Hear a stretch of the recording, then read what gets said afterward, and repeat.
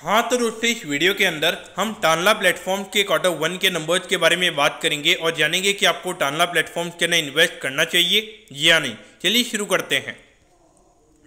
तो देखिए, सबसे पहले अगर हम यहाँ पे रेवेन्यू के नंबर्स की अगर हम बात करेंगे तो यहाँ पे 9% से कंपनी का जो रेवेन्यू का नंबर है वो क्वार्टरली बेसिस पे हमें यहाँ पे बढ़ता हुआ नजर आया है और ये नंबर आया है 911 करोड़ पे। और अगर हम प्रॉफिटेबिलिटी की बात करेंगे तो ये नंबर भी हमें 12% से बढ़ता हुआ नजर आया है और ये नंबर आया है 135 करोड़ पे। तो ऑल ओवर देखा जाए तो यहाँ पे क्वार्टरली बेसिस पे कंपनी का जो परफॉर्मेंस है वो हमें यहाँ पे काफी अच्छा नजर आता है।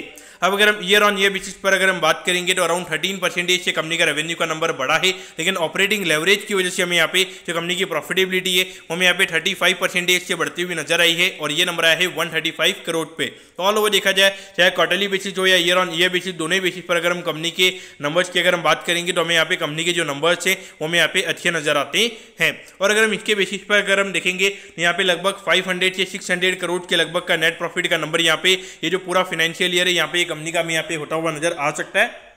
और अभी यहाँ पे ये जो कंपनी की अगर हम बात करेंगे ये 135 करोड़ के अंदर यहाँ पे जो अभी कंपनी ने अभी जो 3 बैंक्स वगैरह को भी यहाँ पे कस्टमर्स बनाया उसका यहाँ पे कोई रेवेन्यू इंक्लूडेड नहीं है। उसका रेवेन्यू यहाँ पे Q2 से हमें यहाँ पे इंक्लूड होता हुआ नजर आया था। और अभी एक वैल्यू फर्स्ट करके आई थिंक इन्होंने एक कंपनी को एक्वायर किया था, उसका भी जो रेवेन्यू है वो भी तक यहाँ पे हमें यहाँ पे एड ऑन होता हुआ नजर नहीं आया है। तो Q2 के अंदर हमें वो भी एड ऑन होता हुआ नजर आएगा और इनका जो नॉर्मली बिजनेस है वो भी हमें और ग्रो होता हुआ नजर आएगा। तो कहीं ना कहीं देखा जाए यहाँ पे मुझे लगता है कि ये जो अगला क्वार्टर रहेगा यहाँ पे लगभग 5 से 10% की ग्रोथ हमें यहाँ पे अगले क्वार्टर में और देखने को मिल सकती है। और उसके बाद अगर हम देखेंगे तो उसके बाद में मैनेजमेंट की कमेंट्री वगैरह रहेगी तो उसके हिसाब से हमें वहाँ पे ग्रोथ को देखना रहेगा। लेकिन मेरे ख्याल से Q2 यहाँ पे जो कंपनी का Q1 से भी हमें यहाँ पे जो Q2 है वो हमें यहाँ पे और भी अच्छा हमें होता हुआ नजर आएगा।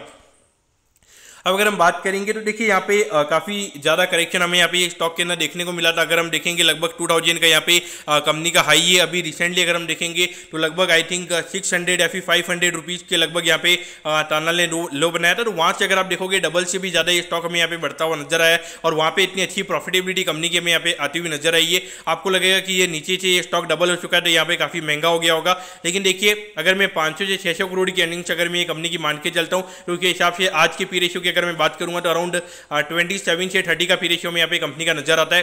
लेकिन देखिए अभी मार्केट में यहाँ पे रेट कट चालू नहीं हुआ है, लेकिन आने वाले टाइम पे जब रेट कट होगा तो यहाँ पे जो स्पेंडिंग होगी यानी कि जो इनके ऑर्डर्स वगैरह होंगे तो वो भी हमें यहाँ पे ज़्यादा आते हुए नजर आएंगे। तो इनका जो रेवेन्यू होगा वो हमें और वहाँ पे ज़्यादा बढ़ता हुआ नजर आएगा और वहाँ पे कंपनी को पी एक्सपेंशन भी हमें देखने को मिलेगा। तो मुझे लगता है कि ये जो कंपनी अराउंड 20-25% के रेवेन्यू से कंपनी हमें यहाँ पे ग्रोथ हुई नजर आ सकती है। तो अगर उतने 20-25% की ग्रोथ अगर ये प्रॉफिटेबिलिटी में अगर ये कंपनी दिखाती है तो वहाँ पे कहीं ना कहीं मुझे लगता है कि अगर मैं 2 के पीजी रेशियो से अगर मैं मानूंगा तो लगभग 40-50 का जो पी रेशियो वो मैं यहाँ पे कंपनी को मिलता हुआ नजर आ सकता है। और मैं ये उस सिनेरियो में बोल रहा हूँ जब यहाँ पे रेट कट वाला सिनेरियो जब मार्केट में चालू होगा तब मेरे ख्याल से वो पी रेशियो ये कंपनी को मिलता हुआ नजर आएगा। मुझे लगता है कि हाई इंटरेस्ट रेट सिनेरियो में ये कंपनी को 40-50 का पी रेशियो मेरे ख्याल से नहीं मिलेगा। हाई इंटरेस्ट रेट सिनेरियो में जो पी रेशियो का भी चल रहा है मेरे ख्याल से उतना ही पी रेशियो यहाँ पे मार्केट इसे देता हुआ नजर आएगा।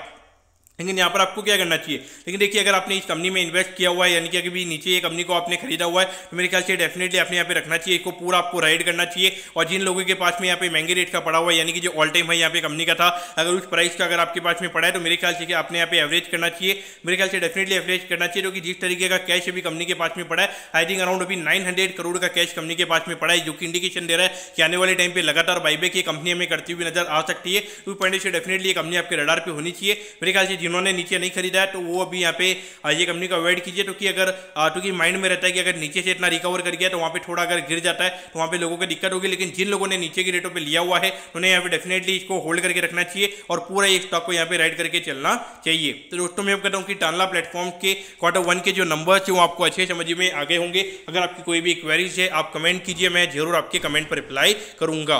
ओके दोस्तों, thank you, have a nice day.